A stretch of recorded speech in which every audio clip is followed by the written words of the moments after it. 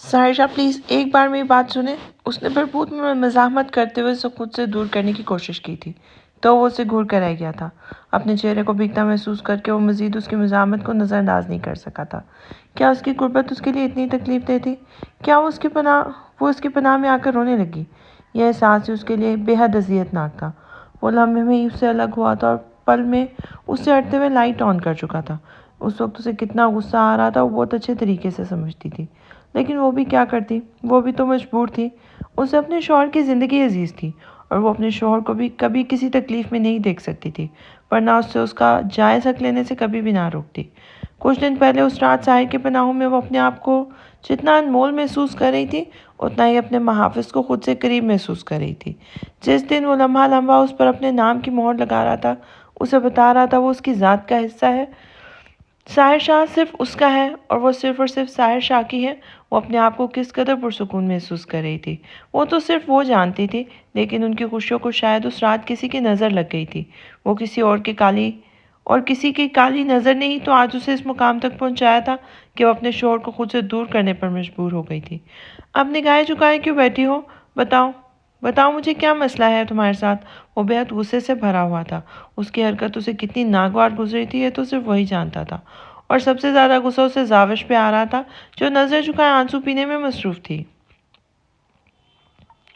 क्या मतलब है तुम्हारा? इतना ज़रूरी नहीं है कहीं पर भी जाना, तुम आराम करो। अभी तुम्हें अस्पताल से आए हुए वक्त ही कितना हुआ है।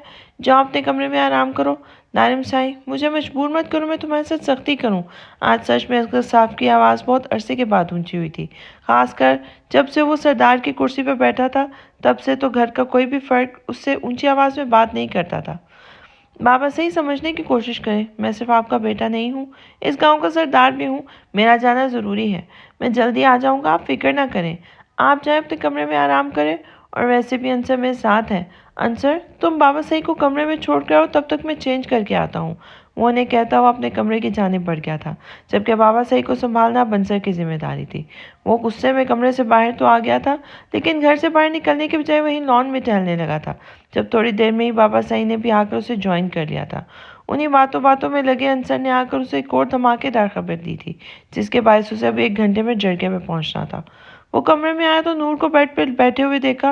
वो उसे नज़रअंदाज करता नहाने के लिए चला गया था। ठंडे पानी से नहाने के बाद वो काफ़ी पुरसुकून हो गया था। अब उसे अपनी रूठी हुई बीवी को भी तो मनाना था। वो दर से मोहब्बत करता था। उसकी नादानियों की वजह से उसे तो नज़रअंदाज कर सकता था और ना ही उसे दुनिया के रहमो करम पर छोड़ सकता था। वो जानता था कि उसकी बेजा सख्ती या नाराज़गी उसे मज़ीद उससे दूर कर देगी। पिछले 5 महीनों में जितना उसे तारिम साई ने समझा था, इतना तो वो खुद भी नहीं समझी थी अपने आप को। तारिम साई नफासत से अपने बाल सेट करते हुए आईने में उस हसीन चेहरे पर निगाहें जमाए उसे गहरी सोच में मसरूफ़ देख रहा था। उसकी कातिल निगाहें पास बड़े रोशन लैम्प की तरफ थी। उसी लम्हे तारिम साई को इस लैम्प से भी जलन होने लगी थी। उसकी नज़रों के ताक़ुब में वो भला किसी चीज़ को कैसे बर्दाश्त करता, जबकि इतने बड़े मुजस्समा गुरूर को वो सिरे से नज़रअंदाज कर देती थी। अपने आप को उसकी गहरी नज़रों के हिसार में महसूस करते हुए उसने बेसाख्ता ही नज़र उठाकर देखा था। वो दिलकशी से मुस्कुराया, लबों पर एक जानदार तबस्सुम बिखरा था। ज़ौजा मोहतरमा, कभी मोहब्बत से भी देख लिया कीजिए। क्यों हर वक्त इन निगाहों से मुझे मासूम को घायल करने पर तुली रहती हैं आप? उसकी निगाहों के हिसार में खुद को महसूस करते वो खिल उठा था। बेशक एक लम्हे के लिए सही, वो कदम दर कदम उसकी तरफ उठाता दिलफरेब अंदाज में मुस्कुराते हुए बोला था, प्लीज़ तारिम साई, इस वक्त आपकी रूमानी बातें और डायलॉग सुनने के मूड में नहीं हूँ। प्लीज़ इस वक्त ये ड्रामा बंद करें। वो बेजारे से कहते हुए गर्दन मोड़ गई थी। उसकी बदतमीज़ी पे उसे हैरत हुई थी। तारिम साई ने दर की ज़िंदगी में आने से पहले इतनी बर्दाश्त खुद में कभी महसूस नहीं की थी। बेशक उसकी जगह अगर कोई और होता तो उस वक्त वो अपनी गर्दन से हाथ धो बैठता। न जाने कौन सी बीवियाँ होती हैं मिसेस दरे नूर दारिम शाह, जो शादी के 5 महीने बाद शोहर के रुमानी अंदाज और डायलॉग से खुश होकर उसकी दिलजोई में मसरूफ़ हो जाती हैं। एक तुम हो जो मेरी मोहब्बत को अपनी बेपनाह नफ़रत के निश्तर छुपाकर रेजा रेजा कर देती हो। वो डार्क ब्राउन आंखों में इश्क की सल्तनत आबाद किए उस सल्तनत की मलका से कह रहा था, इंसान जो बोता है वही पाता है। दर ने अपनी तरफ से उसे लाजवाब किया था, लेकिन जवाब में उसका दिलकश कहकर सुनकर वहाँ से उठकर जाने लगी थी। लेकिन वो उसे बात सुने बगैर वहाँ से जाने दे तो उसे दारिम शाह कौन कहेगा? इंसान जो बोता है वही पाता है ना? लेकिन अपने दिल पर हाथ रखकर कहो दरे दारिम, जो तुम्हारे दिल दुखाने की गुस्ताखी की हो तो, कभी तुम्हारे सितम का तुमसे शिकवा किया हो? वो सर निगाह उस पर जमाए पूछ रहा था। अगर हाँ तो दिल समेत सर भी कलम करके तुम्हारे कदमों में रखने का हौसला रखता है दारिम साईं। जुनून की आखिरी हद तक तुमसे इश्क करता हूँ दारिम साईं। उसकी आंखों में झांककर उसके सामने अपना दिल खोल रहा था, मगर यहाँ किसे परवाह थी?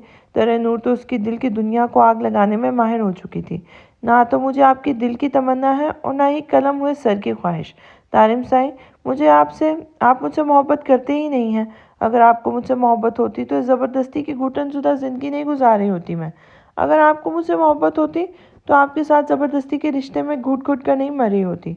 मोहब्बत में कैद नहीं होती। अगर आप मुझसे मोहब्बत करते हैं तो कर दें मुझे आज़ाद।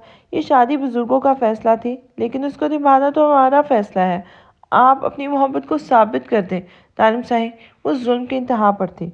हाँ हाँ, तकरीर अच्छी करती हो, इस दफ़ा इलेक्शन में खड़ा कर दूंगा तुम्हें। लेकिन नहीं, तारिम साहिब की मलकियत को कोई आंख उठाकर देखे तो दारिम से उसकी आंखें ना निकाल दे। तुम बस अपने साईं के सामने तकरीर करो, मैं तुम्हें दाद भी दूंगा और इनाम भी। वो मुस्कुराते हुए अपना गुम बड़ी दिलकशी से छुपाकर उसके लबों पर झुका था। अपनी मोहब्बत का नर्म लम्स उसके लबों को बख्शता वो उसके चेहरे के नकूश को देख रहा था। कौन कमबख्त कह सकता था इतनी मासूम सी देखने वाली लड़की इतनी जालिम है। उसके इश्क में उस गांव का सबसे जालिम तरीन सरदार मोहब्बत की बूंद बूंद के लिए तरसता है। अब सो जाओ आराम से, किसी ज़रूरी काम के लिए जा रहा हूँ, थोड़ी देर में वापस आऊँगा। उसका माथा चूमते हुए बाहर निकल गया था। उसके अंदाज से कहीं से नहीं लग रहा था कि नूर की इतनी मोहब्बत उसके किसी काम आ रही है। थोड़ी देर का गुस्सा और फिर वही मोहब्बत जताता लहजा वो कैसे खुद से दूर करती है, समझ में नहीं आ रहा। अब यहाँ बैठकर ये आंसू बहा रही हूँ मासूम लोमड़ी, क्या चल रहा है तुम्हारे दिमाग में? जल्दी बताओ मुझे, वरना आज मैं सच में अपना कोई नुकसान कर दूंगा। उसके सामने बैठा धमकियां आवेज लहजे में बोला था। क्या बोलूं, आपको नहीं पता? आंसू छुपाते हुए उसे शक गुजरा था कि वो उन दोनों की बातें सुन रही थी। क्या डॉक्टर की वो फजूल किस्म की पाबंदियां? उसे पता था थी। उसे मजीद गुस्सा आने लगा था। नहीं पता मुझे, बताओ तुम, ऐसे घूरते हुए बोला था। क्या बताऊं, मेरी दुआओं की वजह से, मेरी मिन्नतों की वजह से आप घर वापस आए हैं। मैंने दुआ की थी आपके लिए तो, और मन्नत मांगी थी पहाड़ी वाले बाबा से। बहुत पहुंचे हुए बाबा हैं वहाँ पर, जो भी मांगो वो जो भी मन्नत मांगो वो पूरी हो जाती है। मैंने मन्नत मांगी थी कि आप सही सलामत घर आएंगे, तब मैं पूरे 26 दिन तक आपके नज़दीक नहीं आऊँगे। उसने जानबूझकर 1 महीना नहीं कहा था। व्हाट द हेल, कौन सी मिन्नत? कौन सा पहाड़ी वाला बाबा? बताओ मुझे, कहाँ है पहाड़ी? पहले तो मुझे इस बाबे को चीर कर आता हूँ जो तुम्हारे वहाँ बैठे हुए यहाँ मुझसे दूर कर रहा है। साहिर के गुस्से से माथे की रगें बाहर को आ रही थी। ये आपकी रगें, इसलिए आपको नहीं बताती हूँ। उसके चेहरे का गुस्सा माथे के दरमियान लकीरों की जानिब इशारा करते हुए बोली और साथ ही उंगलियों की मदद से इशारा करने लगी थी। यही तो मसला है आपके साथ, पूरी बात सुनते नहीं और गुस्सा आ जाता है। और ख़बरदार, जो आपने पहाड़ी वाले बाबा की शान में किसी तरह की कोई गुस्ताखी की तो बहुत पहुंचे हुए हैं वो। उससे अपने फर्जी पहाड़ी वाले बाबे से बड़ी हमदर्दी थी। ना मुझे ना मेरी सहेली ने बताया था कि पहाड़ी वाले बाबा से जो मन्नत मांगो पूरी हो जाती है। मैंने उनसे मन्नत मांगी है कि आप सही सलामत घर आ जाएं, तब मैं पूरे 26 दिन तक उनकी सेवा करूंगी। मेरा मतलब है उनकी खिदमत करूंगी, आपका बहुत सारा ख्याल रखूंगी, क्योंकि पहाड़ी वाले बाबा जी कहते हैं, मेरा मतलब है फरमाते हैं, शौहर की खिदमत करो, उसकी हर बात मानो, लेकिन ये जायज़ नहीं। ये जो मैंने 26 दिन का संन्यास लिया है ना, ये मेरी मन्नत में शामिल होता है। उसे देखते हुए अपने छेड़े कानों पर तक फैलाए, उसने अपने पता नहीं छेड़े कान तक फैलाए। उसे अपनी बात पर यकीन करने पर मजबूर कर रही थी। और ये 26 दिन ही क्यों, कम अज कम ये ज़्यादा क्यों नहीं? वो उसकी चाल को इतनी आसानी से कामयाब नहीं होने दे सकता था। वो उसकी बीवी थी, वो उसे ज़रूरत से ज़्यादा अच्छे तरीके से समझने लगा था। हाँ सच था, वो बेवकूफ़ थी और किसी भी बाबे की बात में आकर कुछ भी कर सकती थी। लेकिन ये 1 महीने और 26 दिन वाला कॉन्सेप्ट उसे मिला जुला सा लगा था, क्योंकि 26 नंबर पापा जी का फेवरेट नंबर है और वो अपने सारे काम 26 दिनों में करते हैं। उसने मुस्कुराते हुए बताया था। خیر واٹ ایور، دفع کرو اس بابے کو، اور کسی کی باتوں میں آنے کی ضرورت نہیں ہے۔ یہ منت ونت کچھ نہیں ہوتا ہے، اور نہ ہی کوئی پہاڑی والا بابا ہے اس دنیا میں۔ وہ اس کا چہرہ ہاتھوں میں تھامتے ہوئے کہنے لگا تھا۔ اس نے فوراً نہ میں سر ہلایا تھا اور آنکھوں میں موٹے موٹے آنسو لے آئی تھی۔ بابا نے یہی کہا تھا، آپ کی نظروں میں میری منت کی کوئی اہمیت نہیں ہوگی، اور نہ ہی آپ کی نظروں میں میری کوئی اہمیت ہوگی۔ انہوں نے کہا تھا کہ اگر آپ نے میرے ساتھ مل کر وہ منت پوری نہیں کروائی 26 دن تک، تو اس کا مطلب ہے آپ مجھ سے پیار نہیں کرتے۔ What naan sense! اسے دوپٹہ منہ پہ ڈالے روتے دیکھ کر وہ چلایا تھا، لیکن سامنے بھی اس کی بیوی تھی۔ وہ کون سا اس کے جال میں آنے والی تھی کہ وہ مزید اونچی آواز میں رونے لگی۔ ساحر سائیں نے غصے میں اس کے منہ سے دوپٹہ کھینچا اور بیڈ پر پھینکا۔ لمحے میں لائٹ آف کرتا بیڈ پہ لیٹا تھا اور تکیوں کو اپنے منہ پہ زور سے رکھ لیا تھا۔ وہ اس سے محبت کرتا تھا، اس بات کا اظہار کرنے کے لیے 26 دن کا امتحان تھا تو وہ دینے کو تیار تھا۔ ساوش نے مسکراتے نگاہوں سے اسے دیکھا تھا۔ اس کا تکیہ کھینچتے ہوئے اس کے گال پر اپنے لب رکھتے اسے چپک کر لیٹ گئی تھی۔ پیچھے ہو کر لیٹو فضول میں میرے جذبات جگانے کی ضرورت نہیں ہے، وہ غصے سے اسے پیچھے کرتے ہوئے بولا تھا، لیکن وہ تو بچپن سے ہی ٹھیک تھی۔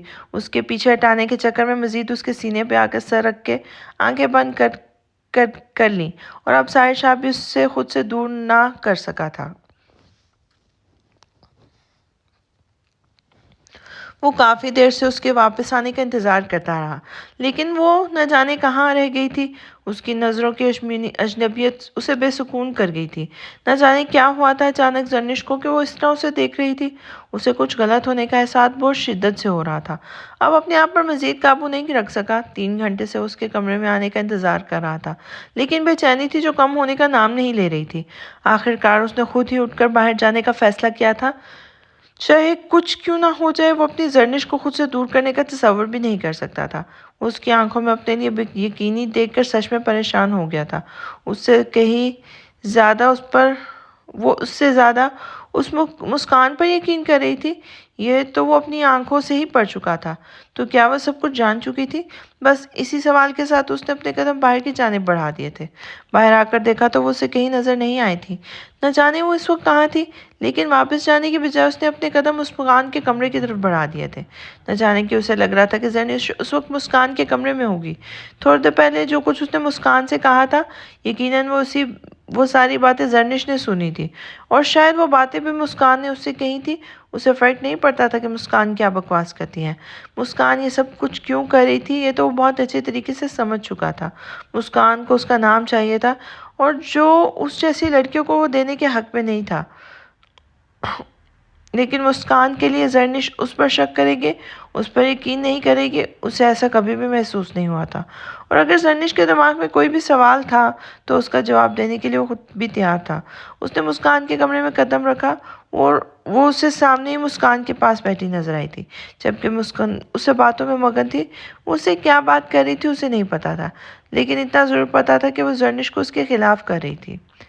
میں کب سے کمرے میں بیٹھا تمہارا انتظار کر رہا ہوں، اور تم یہاں بیٹھی ہو۔ چلو اب کمرے میں، بہت وقت ہو گیا ہے، تمہیں سو جانا چاہیے۔ تمہارا اتنی دیر تک جاگنا ہمارے بیبی کے لیے اچھا نہیں ہے۔ وہ اس کے سامنے کھڑا اسی سے مخاطب ہوا تھا، دوسری لڑکی سے جیسے کوئی مطلب ہی نہیں تھا۔ میں انتظار کر رہی ہوں مسکان کے سونے کا، تھوڑی دیر میں آ جاؤں گی، آپ جائیں۔ وہ اسے نظر انداز کرتے ہوئے بولی تھی تو سنان سائی کو تو آگ ہی لگ گئی تھی۔ وہ اس سے زیادہ اس جھوٹی لڑکی کو اہمیت دے رہی تھی۔ اس لڑکی سے تمہارا کوئی لینا دینا نہیں ہے۔ وہ سوتی ہے، جاگتی ہے، جیتی ہے، مرتی ہے، تمہیں اس سے کوئی فرق نہیں پڑنا چاہیے۔ اٹھو کمرے میں چلو، وہ ذرا سختی سے بولا تھا۔ مجھے فرق پڑتا ہے سنان سائی، یہ میرے شوہر کی پہلی بیوی ہے، اور یہ میرے شوہر کے بچے کی ماں بننے والی تھی، جس پر میرے شوہر نے تشدد کیا، اور آج یہ حالت میں ہے کہ اسے خود اپنا خیال نہیں رکھ سکتی۔ میرے وجود میں پلنے والے بچے سے آپ کو اتنی محبت ہے، اور یہ معصوم جو اپنا بچہ آپ کی وجہ سے کھو بیٹھی ہے، اس سے آپ کا کوئی لینا دینا نہیں ہے۔ بہت افسوس کی بات ہے۔ خدا کے لیے جائیں اس وقت یہاں سے، فی الحال میں آپ سے کسی طرح کی کوئی بحث نہیں کرنا چاہتی۔ وہ اسے دیکھتے ہوئے ایک بار پھر سے مسکان کی جانب مڑی جو اپنی آنکھیں بند کیے پڑی تھی۔ اسے اس وقت تو غصہ تو بہت آیا، لیکن وہ کچھ بھی کہے بنا کمرے سے نکل گیا۔ وہ مسکان کے سامنے اپنا کسی طرح کا کوئی تماشا نہیں بنا سکتا تھا، اور جہاں تک بات زرنش کی تھی تو وہ بھی اس غلط فہمی کو دور کرنے کے طریقے جانتا تھا۔ وہ غصے سے کمرے میں واپس آ گیا تھا۔ اب اس کی بیوی مسکان کی خدمت کر رہی تھی، شاید اس کے گناہوں کا ازالہ کر رہی تھی۔ مسکان کی ہر بات سچی تھی جبکہ وہ جھوٹا تھا۔ کتنی آسانی سے مسکان نے اس کو اپنی باتوں میں پھنسا لیا تھا۔ یہی وجہ تھی کہ وہ نہیں چاہتا تھا کہ زرنش اس کے آس پاس بھی رہے، اور یہ بات اسے بات کرنے سے منع کرتا تھا، اس کے پاس جانے سے منع کرتا تھا، لیکن زرنش پھر بھی اس کے پاس چلی گئی، اور اب وہ ساری حقیقت سے بھی واقف تھی، جس میں کیا سچ تھا کیا جھوٹ وہ خود اس کے سامنے رکھنا چاہتا تھا۔ اس نے سوچ لیا تھا کہ اب وہ دارم سائی کا بھی لحاظ نہیں کرے گا۔ وہ اپنی بیوی کی نظروں میں اپنے لیے نفرت برداشت نہیں کر سکتا تھا، اس لیے اس نے سوچ لیا تھا کہ اس کو ساری حقیقت بتا دیتا۔ اب اس کی مرضی وہ کیا سوچتی ہے اس کے بارے میں، لیکن اسے خود پر یقین تھا ان سب میں وہ بے گناہ تھا۔ دنیا کی کوئی بھی طاقت کسی بے گناہ کو سزا نہیں سنا سکتی تھی۔ مسکان کا اصل چہرہ تو وہ سب کے سامنے لا پایا تھا، لیکن وہ ہارا نہیں تھا اور نہ ہی مسکان کو خود سے جیتنے کی اجازت دے سکتا تھا۔ وہ تھوڑی دیر پہلے ہی اپنے کمرے میں آ کر سوئی تھی۔ ویسے تو ثانیہ بہت ضد کر رہی تھی کہ مجھے آپ کے ساتھ سونا ہے، لیکن وہ اسے اپنے بیڈ پر لانے کا رسک نہیں لے سکتی تھی، کیونکہ وہ ہاتھ پیر بہت زیادہ چلاتی تھی۔ کمرے میں آنے کے بعد اس نے ہرگز اپنا برباد نہیں کیا تھا۔ وہ سونے کو لیٹ گئی تھی، اور پھر تھوڑی دیر میں نیند اس پر غالب آ گئی تھی۔ جب نیند میں اسے اپنے اوپر کچھ عجیب سا احساس ہوا، جیسے کوئی اس کے چہرے کے بہت قریب سانس لے رہا ہو۔ ثنا نے نیند میں سانسوں کی اس گرمائش کو بہت قریب سے محسوس کیا تھا، لیکن اس طرح کی گستاخی کون کر سکتا تھا؟ وہ اب بہت مشکل سے اپنی نیند کو خیر آباد کہتی اپنی آنکھوں کو کھول کر اپنے اوپر جھکے اس چہرے کو دیکھنے لگی تھی۔ وہ چہرے پر دلکش مسکراہٹ سجائے نگاہوں سے اس کا جائزہ لے رہا تھا۔ اسے سچویشن کو سمجھنے میں زیادہ وقت نہیں لگا تھا۔ اس نے جھٹکے سے اپنے اوپر سے اس بلڈوزر کو ہٹانے کی کوشش کی تھی، لیکن وہ الگ ہی موڈ میں تھا۔ اس سے پہلے کوئی بھی حرکت کرتی وہ اسے اس کے ہاتھوں کی قید میں محسوس ہوئے تھے، جبکہ اس کے لبوں کی گہری دلکش مسکراہٹ بتا رہی تھی کہ وہ آسانی سے پیچھے اسے بخشنے کا ارادہ نہیں رکھتا۔ عشق سائیں، تمہیں اتنی جلدی کیوں رہتی ہے مجھ سے دور بھاگنے کی؟ کیا تمہیں سچ میں لگتا ہے کہ تم مجھ سے دور بھاگ سکتی ہو؟ وہ بھی تب جب ہم دونوں میں اتنا خوبصورت و گہرا رشتہ بن گیا ہے۔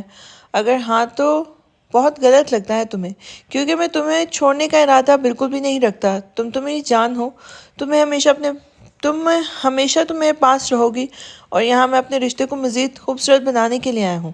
جیسا کہ تمہیں پتہ ہے کہ پچھلے کچھ دنوں سے گھر کا ماحول بالکل بھی ٹھیک نہیں ہے، ایسے میں تمہارا شوہر بھی کافی خراب ہو گیا ہے، تو پلیز ایک کس کر کے مجھے ٹھیک کر دو۔ کیا بکواس کر رہے ہو؟ دماغ تو نہیں سٹک گیا تمہارا؟ اٹھو میرے اوپر سے، ورنہ میں چلا کر یہاں پہ سب کو اکٹھا کر لوں گی، ثنا نے دھمکی دیتے ہوئے کہا تھا۔ لیکن یہاں کس کو پرواہ تھی؟ وہ ایک بار پھر سے مسکرایا تھا۔ میں تو کہتا ہوں تھوڑی دیر بعد کی بجائے تم ابھی چلا دو، اور اتنا چلاؤ کہ گھر کے سب لوگ یہاں اکٹھے ہو جائیں، اور پھر یہیں پر تمہاری رخصتی کر دے۔ پھر تو میں اکٹھی پپیاں لوں گا، وہ بے باکی سے کہتا ہوا اس کے گال پر اپنے لب رک چکا تھا۔ ثنا کام کر رہ گئی تھی۔ عارش سائیں، جان بھی قربان عشق سائیں، اس کے پکارنے پر بے خودی سے اس کے مزید قریب ہوتے ہوئے بولا تو ثنا کی نگاہیں جھک گئی تھیں۔ پلیز جاؤ یہاں سے، وہ منت بھرے لہجے میں بولی تھی۔ پہلے پپی، عارش، وہ چلائی تھی۔ پہلے پپی، تم ایسے نہیں مانو گے، میں نے کہا پہلے پپی۔ وہ بھی اپنی بات پر ڈٹا ہوا تھا۔ ثنا کو اس بات پر بہت غصہ آیا تھا۔ اچھا ٹھیک ہے، اٹھو میرے اوپر سے، وہ ہار مانتے ہوئے بولی تو عارش لمحے میں اٹھ کر بیٹھ گیا تھا۔ آنکھیں بند کرو اپنی، وہ اس طرح سے نہیں کروں گی، وہ نظریں جھکائے ہوئے بولی تو وہ جی حضور کہتا فوراً اپنی آنکھیں بند کر چکا تھا جب ثنا نے آہستہ سے اس کا ہاتھ تھاما تھا۔ عارش کے چہرے پر مسکراہٹ مچل اٹھی تھی۔ تو کیا وہ سچ مچ اسے کس کرنے جا رہی تھی؟ اس بات کا یقین کرنا مشکل تھا، لیکن وہ سچ میں ایسا کرنے والی تھی۔ وہ تو بہت ساری امیدیں باندھ کر بیٹھا تھا۔ جب اسے اپنے ہاتھ پہ اس کے لبوں کا لمس محسوس ہوا، اس نے ناگواری سے آنکھیں کھول کے اسے دیکھا تھا، لیکن اسے پہلے وہ کچھ بھی سمجھتا واش روم میں بھاگ کر دروازہ اندر سے لاک کر چکی تھی۔ یہ چیٹنگ ہے ثنا، باہر نکلو، میں نے ہاتھ پر کس کرنے کو نہیں کہا تھا، وہ باہر دہائیاں دے رہا تھا۔ تم نے کس کرنے کے لیے کہا تھا اور میں نے کر دیا. اب نکلو میرے کمرے سے ورنہ میں ساری رات یہیں پہ بیٹھی رہوں گی. وہ دھمکی دیتے ہوئے بولی تو اسے اس کی دھمکی پر یقین کرنا پڑا تھا کیونکہ وہ صرف اسے تنگ کرنے کے لیے اس کے کمرے میں آیا تھا، ورنہ فی الحال وہ خود بھی اس طرح کی کوئی حرکت کرنے کے بارے میں نہیں سوچ رہا تھا. یہ الگ بات تھی کہ اپنے سامنے پا کر وہ اسے خود ہی بے خود ہو جاتا تھا. اس کا کمینہ دل اسے بغاوت کر بیٹھتا تھا. چلو ٹھیک ہے عشق سائیں، ابھی کے لیے تو جا رہا ہوں، لیکن یہ مت سوچنا تم مجھ سے بچ گئی ہو. آنا تو میرے ہاتھ ہی ہے، اس چیٹنگ کا میں الگ حساب لوں گا. وہ اپنے ہاتھ پر اسی جگہ لب رکھتے ہوئے بولا جہاں تھوڑی دیر پہلے اس نے ثنا کے لبوں کو محسوس کیا تھا. وہ جس طرح سے چھپ کر اس کے کمرے میں آیا تھا اسی طرح نکل گیا. جبکہ واش روم کے دروازے پر ٹیک لگائے ثنا کے لبوں پر ایک شرمیلی سی مسکراہٹ تھی، جبکہ سوچوں میں صرف اور صرف عارض شاہ کا بسیرا تھا. وہ اتنی جلدی اس کے دل کے اتنے قریب ہو جائے گا اس نے کبھی سوچا بھی نہیں تھا. اس کی آنکھ کھلی تو وہ اس کے سینے پر سر رکھی گہری نیند میں سو رہی تھی. ساحر سائیں کے لبوں پر مسکراہٹ بکھر گئی تھی. اس کے لمبے بال پوری طرح سے کھلے ہوئے تھے. اس کے پوش تو ساحر شاہ کے اوپر پھیلے ہوئے تھے. وہ سوتے ہوئے بہت معصوم لگ رہی تھی. اسے یاد تھا وہ دن جب اس نے بہت شدت سے اس کے کھلے بالوں کو دیکھنے کی خواہش کی تھی اور آج اس خواہش کو محسوس بھی کر رہا تھا. اس کے حسین بال اس وقت بہتی ہوئی آبشار کا منظر پیش کر رہے تھے. وہ آہستہ آہستہ اس کے بالوں میں اپنی نرم انگلیاں چلاتا اسے مزید پرسکون کر رہا تھا، جبکہ وہ اس کے سینے پہ سر رکھے گہری نیند میں تھی. وہ تو شاید اس وقت یہ بھول چکی ہوگی اس وقت کے ساحر سائیں کی پناہوں میں ہے. ساحر سائیں کا دل کیا کہ وہ اسے جگائے اور پوری طرح سے اپنی محبت سے پوری طرح مہکا دے، لیکن یہ جو 26 دن کا نیا کٹا اس نے کھولا تھا وہ ساحر شاہ کو بہت ناگوار گزرا تھا. وہ تو بہت اچھے طریقے سے سمجھ گیا تھا کہ اس کے 26 دن والا رولا اس نے خود ہی اپنے پاس سے ڈالا ہے، ورنہ نہ تو وہ کسی پہاڑی والے بابے کو جانتی تھی اور نہ ہی منتوں مرادوں پہ یقین رکھتی تھی. وہ تو خود ان چیزوں سے دور بھاگتی تھی تو بھلا کیسے ان سب چیزوں پہ یقین کر سکتی تھی. وہ تو کہتی تھی کہ صرف بابے کو پیسے دے کے اپنے کان کروانے سے بہتر ہے کسی غریب بندے کو دے کر اسے دعائیں لے لو. اور وہی زاوش کہہ رہی تھی کہ اس نے کوئی منت مان رکھی ہے، وہ بھی کسی بابے کی باتوں میں آ کر. اس کی باتوں کو یاد کرتے ہوئے بے ساختہ اپنے مطلب اس کے ماتھے پر رکھے تھے. اس نے جان بوجھ کر شاید یہ کہا تھا اگر اس کی بات نہ مانی تو اس کا مطلب یہ ہوگا کہ وہ اس سے محبت نہیں کرتا، لیکن وہ اس سے محبت کرتا تھا. یہ تو وہ خود بھی نہیں جانتا تھا کہ وہ اسے محبت پر کہ بھلا وہ اپنی محبت پر شک آنے کیسے دے سکتا تھا.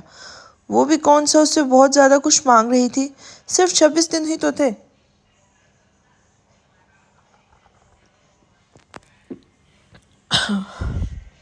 وہ اپنی محبت ثابت کرنے کے لیے 26 دن تک اس سے دور رہ سکتا تھا اور اپنی ساری زندگی وہ اسی کے لیے تھی، تو چند دنوں سے کیا فرق پڑ جانا تھا. اس کی بالوں کی نماحت کو اپنے انگلیوں پہ محسوس کرتا وہ آنکھیں بند کر گیا تھا، جانے کب ایک بار پھر سے نیند کی وادیوں میں کھونے لگا تھا. السلام علیکم، کون بات کر رہا ہے؟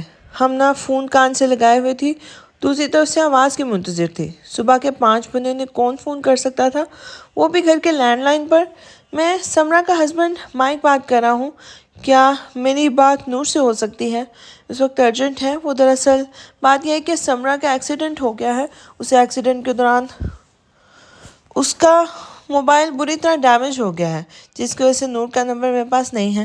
اگر آپ یہ اطلاع دیتے تو آپ کی مہربانی ہوگی. دوسری طرف سے ایک بہت پریشان آواز اس کے کانوں میں پڑی تھی. سمرا کے ایکسیڈنٹ کے بارے میں سن کے وہ خود بھی پریشان ہو گئی تھی. نہ جانے نور کا کیا حال ہوگا یہ خبر سن کر. ہیلو، آپ کی میری بات سن رہی ہیں؟ دوسری طرف سے دوبارہ پکارا کیا تھا. وہ جو کوئی بھی تھا مکمل انگلش میں بات کر رہا تھا. جی میں نے آپ کی بات سن لی ہے، میں ابھی نور کو بتا دوں گی. انہوں نے فوراً اسی انگریز کو جواب دیا تھا. Thank you so much. Please اسے بتا دیجیے گا، اسے یہ بھی کہے گا کہ جتنی جلدی ہو سکے اس سے مل جائے. ڈاکٹر نے اس کی زندگی کی کوئی گارنٹی نہیں دی. اس سے پہلے کہ وہ اپنی سانس ہار دے وہ اسے ملنے آ جائے. پلیز اس کو بتا دیجیے گا. دوسری طرف سے فون بند ہو چکا تھا، جبکہ ہمنا کتنی دیر سے ریسیور کو دیکھتی رہی تھی اور پھر تیزی سے قدم نور کے کمرے کی طرف بڑھا دیے تھے. اس کی ماں ہسپتال میں زندگی اور موت سے لڑ رہی تھی اور یہ بات اسے جاننے کا پورا حق تھا. وہ ہرگز نہیں چاہتی تھی کہ اس کی وجہ سے ایک بیٹی اپنی ماں سے نہ مل سکے. दारिम थोड़ी देर पहले ही वापस आके सोया था जब कमरे में दस्तक हुई थी। वो तो नहीं उठ सका था, अलबत्ता नूर उसके करीब से उठकर दरवाजे की जानिब गई थी, लेकिन दरवाजे पर हमना को देखकर नूर भी परेशान हो गई थी। वो इन्हें इतनी जल्दी सुबह सवेरे तो हरगिज़ नहीं जगाती थी। दारिम तो खुद भी नमाज़ पढ़कर सो जाता था। वो कभी कभी उसे ज़बरदस्ती नमाज़ पढ़ाता था, लेकिन कुछ दिनों से दारिम साई ने उसके साथ ज़बरदस्ती करना छोड़ दिया था। वो अपनी मर्ज़ी की मालिक थी, लेकिन हमना का दरवाजे पर इस तरह से सुबह सवेरे आना वाकई हैरानकुन था। खैरियत अम्मा साईं, आप इस वक्त यहाँ? सब ठीक तो है ना? आप इतनी परेशान क्यों लग रही हैं? वो उनके चेहरे पर उनकी परेशानी नोट कर चुकी थी। बेटा, बात ऐसी है, तुम भी हौसला रखकर सुनना। दरअसल समरा का एक्सीडेंट हो गया है, और एक्सीडेंट इतना भयानक हुआ है कि डॉक्टर ने उनकी ज़िंदगी की कोई अच्छी उम्मीद नहीं दिलवाई। उनका कहना है कि वो इस दुनिया से रुखसत होने से पहले तुमसे मिलना चाहती है। मैं कुछ बुरा नहीं कहती, अल्लाह उन्हें लंबी ज़िंदगी दे, लेकिन वो कहते कहते खामोश हो गई थी। वो भला एक बेटी के सामने उसकी माँ की ज़िंदगी के बारे में इस तरह से बात कैसे कर सकती थी? वो भी तब जब उनके सामने खड़ी लड़की की आंखों में मुसलसल आंसू बहने लगे थे।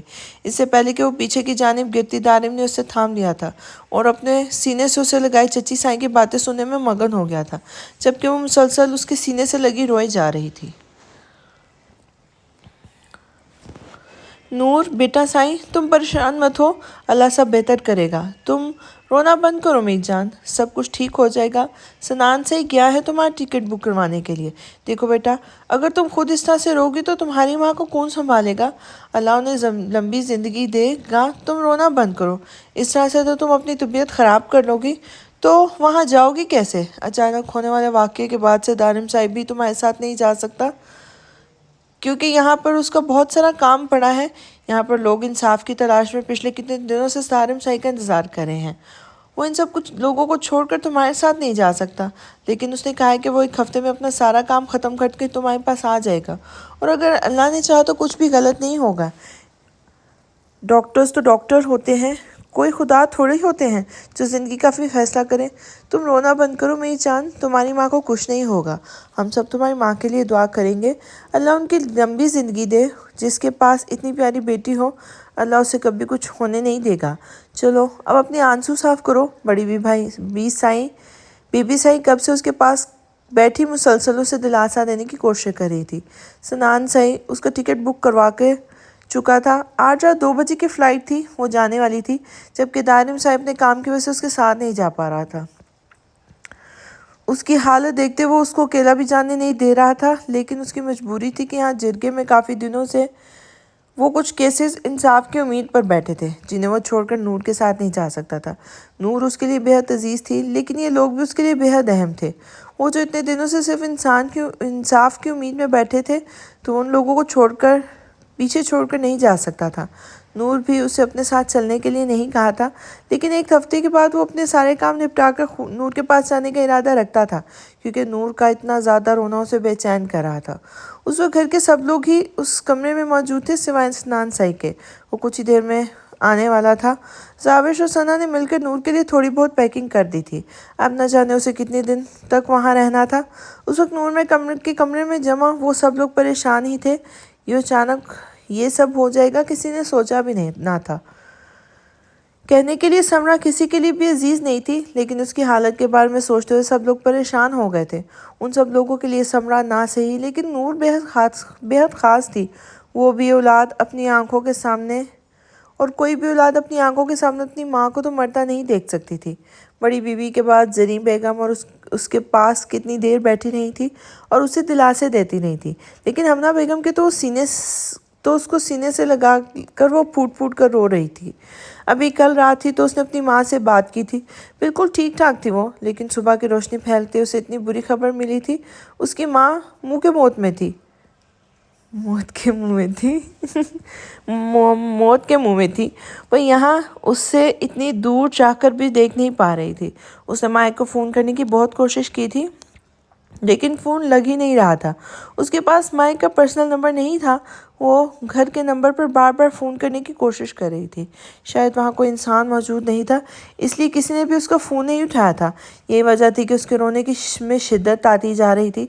वो चाहकर भी अपनी माँ के बारे में कुछ नहीं कर पा रही थी। 2 बजे से पहले उसे फ़्लाइट नहीं मिली थी کہ وہ جلدی سے اپنے ماں تک پہنچ پاتی۔ نور بیٹا، تم تھوڑی دیر آرام کر لو، پھر سفر میں مشکل ہو جائے گی۔ اس کی حالت کو دیکھتے ہوئے اصغر صاحب نے اسے نیند کی گولی دے دی تھی تاکہ وہ تھوڑی دیر آرام کر سکے، جبکہ انہیں وہاں سے اس کی زیادہ ٹینشن نہیں تھی کیونکہ حیدر صاحب نے ان دنوں وہیں پر کسی میٹنگ کے سلسلے میں گئے ہوئے تھے۔ وہ خود ہی اسے ریسیو کرنے والے تھے۔ اسے آرام کرنے کا بول کر وہ سب باہر نکل گئے تھے، جبکہ دارم صاحب اس کے پاس بیٹھا اس کے بالوں میں انگلیاں چلاتے ہوئے سنان سائی کے واپس آنے کا انتظار کر رہا تھا، جبکہ نور نیند میں جا چکی تھی۔ سنان سائی پیپرز لے کر واپس آ چکا تھا۔ اس نے دارم سائی کے کمرے میں جانا چاہا تھا تو بابا سائی نے بتایا کہ وہ نور کو بھی میڈیسن دے کر آئے ہیں، وہ فی الحال اس کے کمرے میں نہ جائے، اور وہیں پر وہ سر ہلاتا ہوا واپس نیچے آ گیا تھا۔ زرنش اسے کمرے میں ہی نظر آ گئی تھی، کچن میں ہی نظر آ گئی تھی۔ اس نے کچن کے دروازے پر قدم رکھا تو زرنش نے پلٹ کے اسے دیکھا تھا۔ کل رات کے بعد ان دونوں میں کوئی بات نہیں ہوئی تھی۔ آگے آپ واپس بیٹھیں، میں ناشتہ لگاتی ہوں۔ صبح کچھ کھائے بنا ہی نکل پڑے تھے، کم از کم ناشتہ تو کر کے جانا چاہیے نا، وہ اس کے لیے کرسی گھسیٹتے ہوئے کہنے لگی تھی۔ اس کا انداز رات والے انداز سے بالکل الگ تھا۔ مجھے تم سے کچھ بات کرنی ہے زرنش، مسکان کے بارے میں، وہ اس کا ہاتھ تھامتے ہوئے کہنے لگا تھا۔ زرنش نے ایک نظر دروازے کی جانب دیکھا اور پھر اسے، ہم بعد میں بات کریں گے۔ سنان سائی، کمرے میں چل کر ابھی ناشتہ کر لیں، پھر نور کو جانا ہے، اس کی حالت بہت خراب ہے، بہت زیادہ رو رہی تھی، بڑی مشکل سے نیند کی گولی دے کر تھوڑی دیر کے لیے سلایا ہے۔ وہ اسے سمجھاتے ہوئے بولتی اور ساتھ ہی اس کے لیے کھانا نکال کر ٹیبل پر رکھنے لگی تھی۔ وہ اس وقت کہیں سے بھی غصے میں یا پھر اسے ناراض نہیں لگ رہی تھی، اس لیے ناشتہ لگاتے ہوئے اس نے ایک نظر اس کے ماتھے کی جانب دیکھا تھا، جبکہ اس کا تو سارا دھیان زرنش پر تھا۔ اس نے ہاتھ بڑھا کر اس کے ماتھے پر بکھرے ہوئے بالوں کو ٹھیک کیا تھا۔ وہ جانتی تھی وہ اپنی زندگی میں کسی بھی قسم کا بکھراؤ پسند نہیں کرتا، وہ اس کے بال بھی کیوں خراب ہونے دے۔ لگتا ہے صبح سے بال نہیں بنایا آپ نے، کم از کم کنگھی تو کر کے نکلا کرے کمرے میں سے۔ ویسے بھی چاچو سائی کہہ رہے تھے کہ جب سے آپ کی شادی ہوئی ہے آپ کی زندگی کی نفاست پسندی ختم ہوتی جا رہی ہے۔ وہ مسکراتے ہوئے پلٹ گئی تھی، جبکہ سنان سائی کھڑے ہوتے اس کا ہاتھ تھام کر دوبارہ اسے اپنے قریب کر چکا تھا۔ کیا چل رہا ہے تمہارے دماغ میں زری؟ کیوں تنگ کری ہو مجھے؟ پلیز بتاؤ، میں بہت پریشان ہوں۔ کل رات تمہارا انداز دیکھ کر مجھے یہ لگا تھا کہ تم مجھ سے ناراض ہو، اور اب کیا؟ اب بھی کچھ کہنے کے لیے باقی نہیں بچا سنان سائی؟ آپ نے مجھے نہیں مسکان کو بھی دھوکہ دیا ہے، آپ نے اس معصوم کی زندگی خراب کر دی۔ آپ کو کیا ذرا بھی اس بات کا دکھ نہیں کہ آپ نے اس کے ساتھ کیا کیا ہے؟ وہ زور سے اس کے سینے پہ ہاتھ مارتی اس سے الگ ہوئی تھی، جبکہ سنان سائی تو اس کے پل پل بدلتے روپ کو دیکھ کر خود بھی حیران رہ گیا تھا، جب اچانک اس کا دھیان دروازے پہ کھڑی مسکان کی جانب گیا تھا۔ اسے سب بہت عجیب لگ رہا تھا۔ زرنش کا پل میں بدلتا روپ اسے حیران کر گیا تھا، جبکہ مسکان کو گھورتا ہوا تیزی سے کچن سے باہر نکل گیا تھا۔ اس کو مسکان کے وجود سے نفرت ہو رہی تھی۔ پل پل وہ اس دن کو کوستا تھا جب اس لڑکی کی مدد کے لیے آگے بڑھا تھا، کیونکہ اس نے اس کی مدد کی تھی، کیونکہ اس کے دل میں اس لڑکی کے لیے ہمدردی جاگی تھی۔ وہ ہمدردی کے قابل ہی نہیں تھی۔ اس کا بس نہیں چل رہا تھا کہ وہ اس لڑکی کو جان سے مار دے جو اس کی زرنش سے اسے دور کر رہی تھی۔ وہ اب تک اس کی ہر غلطی کو معاف کرتا آیا تھا، لیکن اب اس نے اس کی زندگی کو اس سے دور کرنے کی کوشش کی تھی۔ وہ کم از کم سنان سائی کے برداشت سے باہر تھا۔ اپنے کمرے میں جانے کے بجائے وہ سیدھا ساحر شاہ کے کمرے کی جانب چلا گیا تھا۔ شاید اسے اس کی مدد کی ضرورت ہو۔ وہ خود سے جڑے ہر رشتے کا خیال رکھتا تھا، لیکن مسکان سے جڑے رشتے کو سرے سے مانتا ہی نہیں تھا۔ وہ صرف جھوٹ کا سہارا لے کے اس کی زندگی میں زبردستی اپنی جگہ بنانے کی کوشش کر رہی تھی۔ وہ کسی جھوٹے انسان کو اس زندگی میں شامل نہیں کر سکتا تھا، وہ بھی زرنش کی جگہ۔ شاید مسکان جانتی ہی نہیں تھی کہ اس کی زندگی میں زرنش کی کیا جگہ تھی۔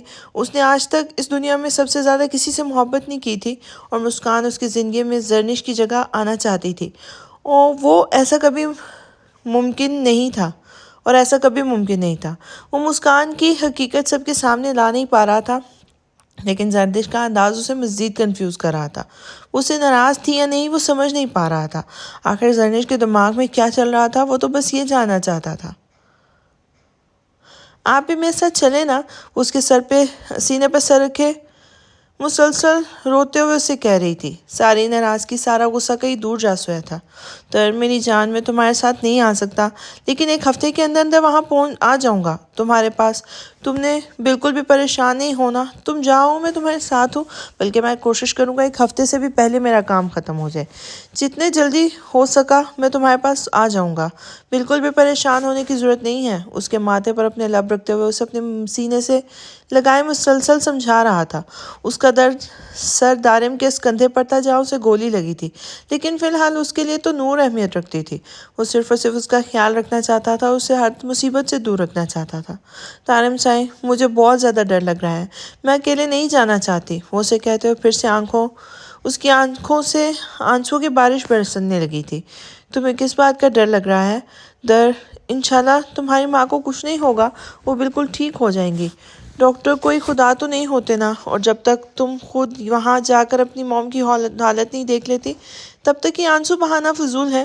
مجھے یقین ہے وہ بہتر ہوں گی۔ تم بالکل بھی پریشان مت ہو، دیکھو اپنی آنکھوں کا کیا حال کر لیا ہے تم نے، رو رو کر کیا حالت بنا لی ہے۔ وہ اس کی آنکھوں پر باری باری اپنے لب رکھتا اس کے آنسو صاف کر رہا تھا، لیکن اس کے آنسو صاف کرتے ایک دم پھر سے اس کی آنکھوں سے پانی نکل آیا تھا۔ میں کہہ رہا ہوں نا سب ٹھیک ہو جائے گا، تو کیوں رو رہی ہو؟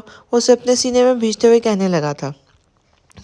کل تک وہ اسے ایک بہادر لڑکی لگ رہی تھی، لیکن آج وہ اس کی باہوں میں معصوم سی لڑکی اتنی زیادہ ڈری ہوئی تھی، اس کا دل نہیں کر رہا تھا اسے دنیا کی بھیڑ میں اکیلا چھوڑنے کو، لیکن وہ بھی تو مجبور تھا۔ وہ اپنے گاؤں والوں کو چھوڑ کے نہیں جا سکتا تھا۔ اس نے سوچ لیا تھا کہ وہ جتنی جلدی ہو سکے گا گاؤں کے سارے کام ختم کر کے اپنی در کے پاس چلا جائے گا۔ وہ اسے اکیلا ہرگز نہیں رہنے دے گا۔ اس وقت سمرہ بھی جس بھی حالت میں تھی، لیکن دارم صاحب کے لیے وہ بھی قابل یقین ہرگز نہیں تھا، اور اس کا وہ نام کا شوہر کس طرح کا انسان تھا دارم بھی بہت اچھے طریقے سے جانتا تھا۔ اس کے بارے میں انفارمیشن اس نے کچھ وقت پہلے نکلوا لی تھی جب در نے اسے طلاق کی ڈیمانڈ کی تھی، اور ابھی تک اس کے بارے میں اسے یہ پتہ چلا تھا کہ وہ اپنے بھانجے کی دولت پر پل رہا تھا، یہاں تک کہ وہ گھر بھی اس کے بھانجے کا تھا، اور جو کام بزنس کے نام پر وہ سر انجام دے رہا تھا وہ بھی اس کے بھانجے کا ہی تھا۔ اور اس کے لیے شخص اعتبار کے ہرگز لائق نہیں تھا۔ ایسے میں نور کو اکیلے بھیجنا اسے ٹھیک تو نہیں لگ رہا تھا، لیکن یہ اس کی مجبوری تھی، ورنہ در کو وہ خود بھی کبھی خود سے الگ ہونے نہیں دیتا۔ فکر کرنے کی بالکل کوئی ضرورت نہیں بیٹا سائیں، تمہارے چاچو سائیں حیدر وہیں پر ہیں، ایئرپورٹ پر تمہیں ویسے ہی ریسیو کر لیں گے۔ اللہ نے چاہا تو تمہاری امی تو بالکل ٹھیک ہو جائیں گی۔ میں تمہارے ساتھ چلنے کو تیار تھا، لیکن ڈاکٹر نے منع کر دیا۔ ان کا کہنا تھا کہ اتنا لمبا سفر کرنا میرے لیے بہتر نہیں ہے، اس وجہ سے میں پہلے بھی تمہیں لینے نہیں آ سکا تھا، لیکن اس بار میں خود سچ میں تمہارے ساتھ چلنا چاہتا تھا۔ تمہیں اس طرح اکیلے بھیجنا مجھے ٹھیک نہیں لگ رہا۔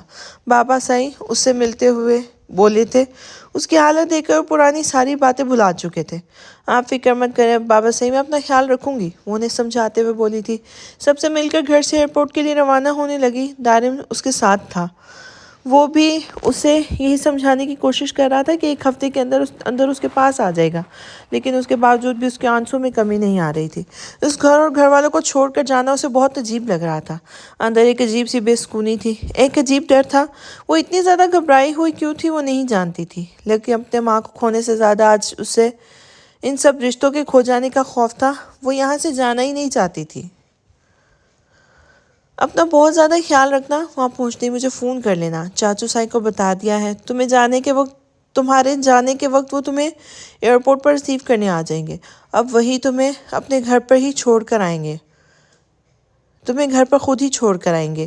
تم مسلسل ان کے ساتھ رابطے میں رہنا۔ چاچا سائی تمہارے ساتھ تو نہیں رہ سکتے، کیونکہ ان لوگوں کے ساتھ تمہارے تعلقات خوشگوار نہیں ہیں، لیکن اس کے باوجود بھی وہ تمہارا خیال رکھنے کی پوری کوشش کریں گے۔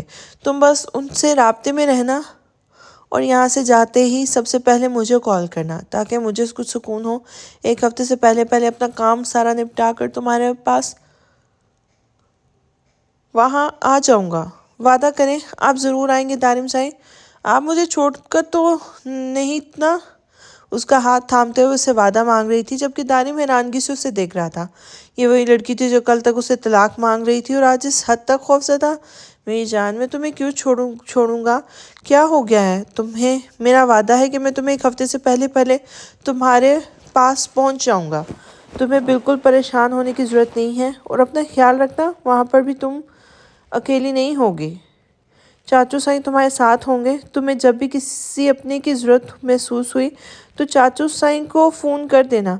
وہ پیار سے سمجھاتے ہوئے اس کے ماتھے پہ بوسہ دیتا اسے ایئرپورٹ کے اندر جانے کے لیے کہہ رہا تھا، جبکہ نہ جانے کہ اس کے ہاتھ پاؤں کانپ رہے تھے۔ وہ آہستہ آہستہ قدم اندر کی جانب بڑھانے لگی تھی تو اس کا دل ایک بار پھر سے سوکھے پتے کی طرح لرزنے لگا تھا۔ اس کا آگے قدم اٹھانے کا دل نہیں چاہ رہا تھا۔ اس نے مڑ کر دیکھا تو دارم ابھی وہیں کھڑا اسے جاتے ہوئے دیکھ رہا تھا۔ وہ الٹے قدم وہیں سے لوٹی اور بھاگتے ہوئے اس کے سینے سے آ لگی تھی۔ دارم سائیں مجھے لینے کے لیے آئے گا، آپ کا انتظار کروں گی، چاہے کچھ بھی ہو جائے، آپ ضرور آئیے گا۔ جس تیزی سے اس کے قریب آئی تھی اسی تیزی سے اس کے دل میں ہلچل مچاتی اسے دور ہوتے ہی نگاہوں سے اوجھل ہو گئی تھی۔ جبکہ دارم کتنی ہی دیر خود سے اسے دور جاتے دیکھتا رہا، دماغ پر بہت ساری سوچیں سوار تھی۔ وہ سمجھ نہیں پا رہا تھا آخر نور کو ہو کیا گیا ہے، وہ اتنا زیادہ کیوں گھبرائی ہوئی ہے، آخر اس کے دماغ میں کیا چل رہا ہے۔ کچھ تو تھا جسے لے کر وہ بہت زیادہ پریشان تھی، لیکن وہ اسے کچھ نہیں بتا رہی تھی۔ وہ سارے راستے روتے ہی رہی تھی۔ اس کا دل اتنا کیوں گھبرا رہا تھا وہ نہیں جانتی تھی، لیکن دارم سے دور ہونا اس کے لیے سہانے روح تھا۔ وہ اتنے وقت سے اسے ناراضگی کا اظہار کر رہی تھی، اسے دور بھاگ رہی تھی، لیکن کب تک وہ بھاگتی اپنی ہی محبت سے دور، جب کہ اس کا دل جانتا تھا کہ وہ صرف اسی کی ہے۔ اسے یقین تھا کہ دارم اسے کبھی نہیں چھوڑے گا، لیکن نہ جانے آنے والے وقت ان کی زندگیوں میں کیا کیا طوفان لانے والا تھا، ان دونوں کی زندگی میں کیا ہونے والا تھا، وہ دونوں ہی انجان تھے۔ بس پتا تھا تو صرف اتنا کہ کچھ تو غلط ہونے والا ہے، بہت زیادہ غلط ہونے والا ہے۔ شاید یہ وجہ تھی کہ آنے والے وقت کو لے کر در بہت زیادہ پریشان تھی۔ اندر بس ایک ڈر تھا کہ کچھ ہو نہ جائے، کہ وہ اپنے دارم سے دور ہو جائے۔ اتنے دنوں سے اس کے سامنے وہ اپنا کون سا روپ پیش کر رہی تھی، اس سے تو وہ خود بھی انجان تھی، لیکن وہ مجبور تھی۔ اپنے دارم سائیں کی زندگی کے لیے اسے وہ بننا پڑ رہا تھا جو وہ کبھی بھی نہیں بننا چاہتی تھی، لیکن اس کے باوجود بھی دارم نے اس سے نفرت نہیں کی تھی، نہ ہی اس کی محبت میں کوئی کمی آئی تھی، بلکہ اس نے ثابت کر دیا تھا کہ وہ اسے سچی محبت کرتا ہے۔ وہ اس کے ہر روپ میں سے محبت کرتا ہے، پھر چاہے اسے نفرت جتائے یا اسے دھتکارے، اس کی محبت میں کبھی کوئی کمی نہیں آئے گی۔ کتنی خوش نصیب تھی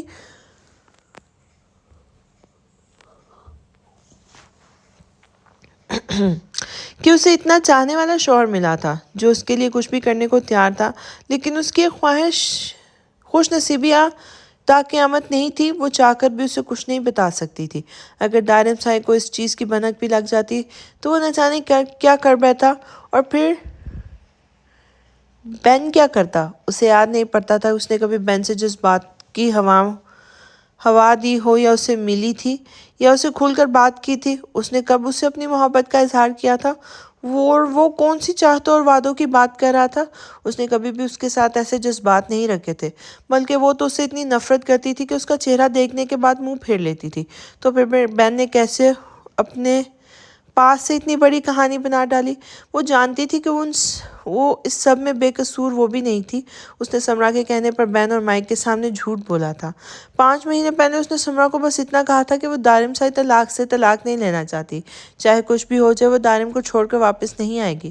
لیکن جب اسے پتا چلا کہ مائک سمرا پر دن رات ظلم کر رہا ہے تو اسے واپس بلا رہا ہے، تو سمرا نے ہی اسے یہ کہا تھا کہ اپنی ماں کی خاطر وہ مائک کے سامنے بس اتنا کہہ دے کہ وہ دارم کو دھوکہ دے رہی ہے، ورنہ مائک اور بین مل کر اسے جان سے مار ڈالیں گے۔ وہ اپنی ماں کی خاطر بس اتنا کہہ دے اور صرف اپنی دولت کے لیے وہاں رکی ہوئی ہے، اور جتنا جلدی ہو سکے گی واپس آ جائے گی۔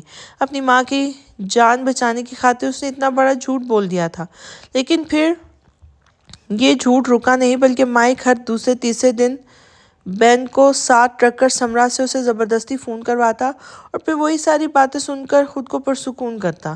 اس رات جب دارم نے اس کی باتیں سنی تھی، اس رات اس کا فون آیا تھا، وہ جانتی تھی کہ دارم سائیں کو بعد میں سب حقیقت سمجھا لے گی، لیکن اگر اس نے یہاں سے یہ کہہ دیا کہ وہ صرف ڈرامہ کر رہی ہے، جھوٹ بول رہی ہے، تو بین اور مائک اس کی ماں کو مار ڈالیں گے، اور انہوں نے ایسا ہی کیا تھا۔ ان دونوں نے مل کر اس کی ماں کو اس حال تک پہنچایا تھا۔ وہ جانتی تھی جس طرح یہ سب سچ جان کر دونوں نے دارم سائیں کو دوبارہ مارنے کی کوشش کی تھی، اسی طرح وہ سمرا کو بھی مار دینا چاہتے تھے، اور اب وہ لوگ حقیقت سے بھی واقف ہو چکے تھے، یہ جانتے پر کہ نور ان لوگوں کے ساتھ جھوٹ بول رہی تھی۔ وہ کبھی بھی دارم سے طلاق لے کر نہیں آنے والی تھی، ان لوگوں کے ساتھ صرف ڈرامہ کر رہی تھی۔ ان لوگوں نے دارم پر جان لیوا حملہ کرنے کی دھمکی دینا شروع کر دی تھی۔ پہلے تو ان لوگوں کی دھمکیوں میں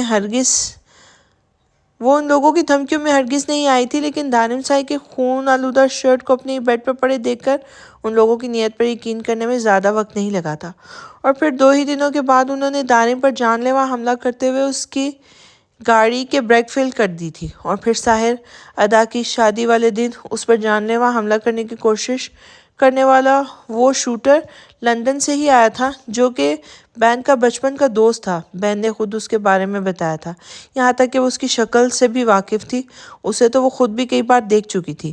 بین جب بچپن میں اس کے گھر آتا تھا تو وہ اس کا دوست اس کے ساتھ ہی ہوتا تھا، لیکن اسے ہرگز اندازہ نہیں تھا کہ بین کی دوستی اس طرح کے لوگوں سے ہے۔ وہ تو اپنے دارم کو کھو نہیں سکتی تھی، اس لیے دارم کے سامنے جھوٹ قبول کرنے کے بجائے اس نے جھوٹ کی کہانی بنا کر اس کے سامنے پیش کی تھی۔ اس نے دارم کے دل کو دکھایا تھا، لیکن اس کہانی کو زیادہ چلا نہیں سکی تھی۔ بین اور مائک کو سب کچھ پتہ چل گیا تھا، اور اب وہ دارم کو جان سے مارنے کی دھمکیاں دے رہا تھا، اور یہ سب کچھ اس نے صرف اور صرف سمرا کے کہنے پر کیا تھا تاکہ وہ اس کی جان بچا سکے۔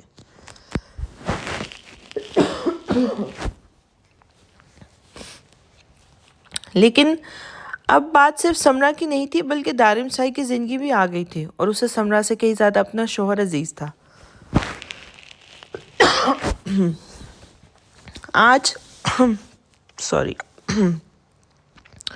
آج بہت کوشش کے باوجود بھی وہ دارم کو کچھ نہیں بتا سکتی تھی۔ وہ اسے سچ بتا دینا چاہتی تھی، یہاں سے جانے سے پہلے جو کچھ تھا وہ سب دارم سے شیئر کرنا چاہتی تھی، لیکن اندر کہیں نہ کہیں یہ ڈر تھا، یہ نہ ہو کہ دارم سب کچھ یہاں پر جب دارم کو یہ سب کچھ پتہ چلے وہ لوگ سمرا کو جان سے مار ڈالیں۔ وہ ماں اور شوہر کے بیچ بری طرح سے پس کر رہ گئی تھی، ورنہ وہ نہ تو سمرا کے لیے برا چاہتی تھی اور نہ ہی دارم صاحب کو خود سے دور کرنے کے بارے میں سوچ سکتی تھی۔ یہی وجہ تھی کہ وہ دارم سے کچھ بھی کہے بغیر خاموشی سے آ گئی تھی، اور اب وہ یہاں نہیں جانتی تھی کہ واپس جا بھی پائے گی یا نہیں، اس لیے اس نے دارم کو کہا تھا کہ وہ اسے لینے کے لیے ضرور آئے۔ زاوش یار کہاں ہو؟ یہاں آؤ، یہ شرٹ کے بٹن تو ٹھیک کر دو، مجھے کھولے نہیں جا رہے، مجھے گرمی لگ رہی ہے اس شرٹ میں۔ وہ کتنی دیر سے کمرے میں اپنی شرٹ کے بٹنوں کے ساتھ جنگ لے رہا تھا جو بہت کوشش کے باوجود بھی اسے کھل نہیں رہے تھے۔ پہلے تو اس نے سوچا وہ کر بھی لے گا، لیکن جب بھی وہ بٹن کو ہاتھ لگاتا تو اس کے ہاتھ میں ایک کرنٹ سا نکلتا تھا۔ اب آخر ہار مان کے اس نے زاوش کو آواز دینا شروع کی تھی۔ کیوں چلا رہے ہیں؟ آ رہی ہوں، کیا ہو گیا ہے؟ وہ تیزی سے کمرے میں داخل ہوتے سے پوچھنے لگی تھی جو اپنی شرٹ میں بری طرح الجھا ہوا تھا۔ ہوا کچھ نہیں ہے، ہوا نہیں، ہونے والا ہے۔ اگر یہ شرٹ نہیں اتری نا میرے جسم سے تو میں اسے پھاڑ کر پھینک دوں گا، بلکہ اس کے ٹکڑے ٹکڑے کر کے آگ لگا دوں گا، وہ غصے سے بولا تھا، جبکہ اس کے یوں غصہ ہونے پر زاوش کی ہنسی نکل گئی تھی۔ مطلب کہ اسے غصہ ہونے کے لیے کسی انسان کی ضرورت نہیں، وہ بے جان چیزوں پر بھی اپنا غصہ نکال سکتا ہے۔ اور اس وقت جو شرٹ اس نے پہن رکھی تھی وہ تو اس کی تقریباً موسٹ فیوریٹ شرٹس میں سے شامل ہوتی تھی۔ میں تو پوچھتی ہوں آپ نے صبح اس کے بٹن کیسے لگائے تھے؟ اگر آپ اس کے بٹنز ہی نہیں اوپن کہ ابھی آپ سے اس کے بٹن ہی اوپن نہیں ہو رہے؟ وہ اس کی شرٹ کے بٹن کھولتے ہوئے سے سوال کرنے لگی تھی۔ صبح تو تم بھاگ گئی تھی نا، تو تمہیں کیا لینا دینا میں نے اسے کیسے بند کیا؟ فی الحال کھولو انہیں، وہ اسے غصے سے کہتا ناراضگی جتانے لگا تھا۔ یعنی کہ صبح بھی اس نے ایک جنگ لڑی تھی، میں بھاگی نہیں تھی، آپ کے لیے سوپ بنانے گئی تھی، وہ بھی تو میری ذمہ داری ہے نا، اس کی ناراضگی دور کرتے ہوئے کہنے لگی تھی۔ تمہاری ذمہ داری یہ ہے کہ تم میرے پاس رہو، میری آنکھوں کے سامنے، سارا دن کچن میں گھسے رہنا تمہاری ذمہ داریوں میں شامل نہیں ہے۔ تمہیں سوپ بنانے کے لیے نہیں لایا اس کمرے میں، اور اوپر سے تم نے جو ستیہ ناش کر لیا ہے، وہ جھنجھلایا ہوا کہنے کے ساتھ ساتھ اپنی شرٹ بھی اتار رہا تھا۔ میں نے کیا ستیہ ناش کر دیا ہے؟ وہ حیرانگی سے پوچھنے لگی تھی۔ وہ کس چیز کے بارے میں بات کرتا اسے سمجھ نہیں آ رہا تھا۔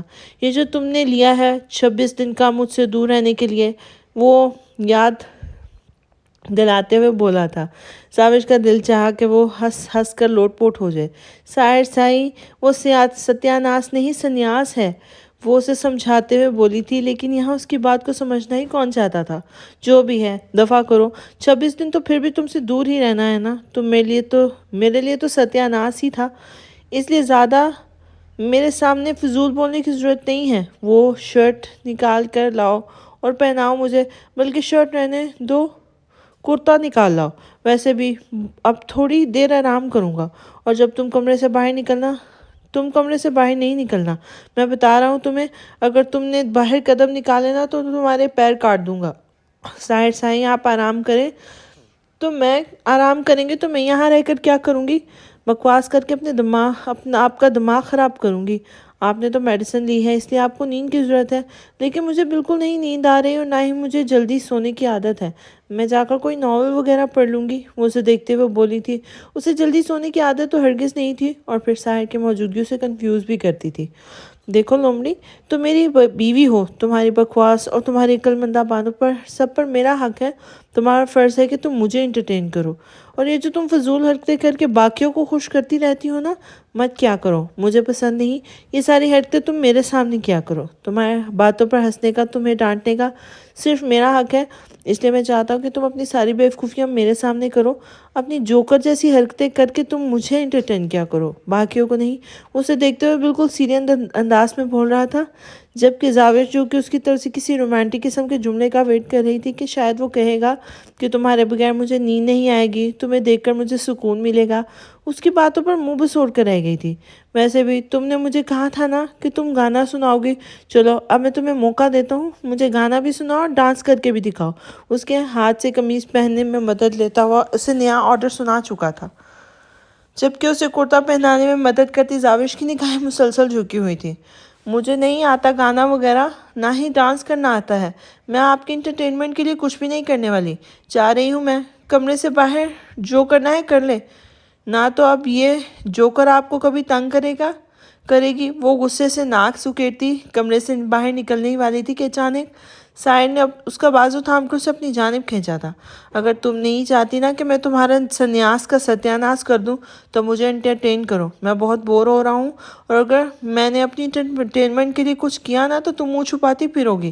اسے صاف ستھری دھمکی دے رہا تھا، جو سن کر زاوش کے کان لال ہو گئے تھے۔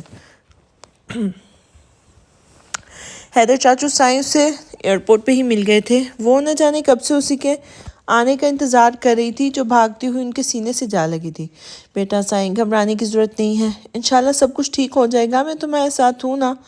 میں تمہیں اسپتال چھوڑ دیتا ہوں۔ کیا تمہیں پتہ ہے وہ کون سے اسپتال میں ہے؟ اس وقت اسے سوال کرنے لگے تھے۔ در نے نفی میں سر ہلایا تھا۔ نہیں چاچو، مجھے نہیں پتا کہ وہ کون سے اسپتال میں ہے، آپ مجھے ان کے گھر چھوڑ دیں، میں خود سب سنبھال لوں گی، وہ اس کے ساتھ باہر آتے ہوئے کہنے لگی تو چاچو سائیں ہاں میں سر ہلا کر اسے گاڑی میں بٹھاتے اپنے ساتھ لے گئے تھے۔ تھوڑی دیر میں وہ اس جگہ پر پہنچ جائے تھے۔ ڈرائیور باہر ہی کھڑا تھا۔ چاچو سائیں آپ آ جائیں آگے، میں دیکھ لوں گی، اگر کوئی مسئلہ ہو تو میں آپ سے فون پر رابطہ کر لوں گی۔ وہ گاڑی سے اترتے ہوئے انہیں مطمئن کرنے لگی تھی۔ ٹھیک ہے بیٹا سائیں، اپنا خیال رکھنا، میں تمہیں فون کروں گا، اگر کوئی بھی مسئلہ ہوا تو مجھے بتا دینا، میں خود آ جاؤں گا۔ اسے ملتے ہوئے وہ وہاں سے جا چکے تھے۔ در کتنی دیر انہیں جاتے ہوئے دیکھتی رہی، پھر اپنا بیگ اٹھا کر اندر کی جانب آ گئی تھی۔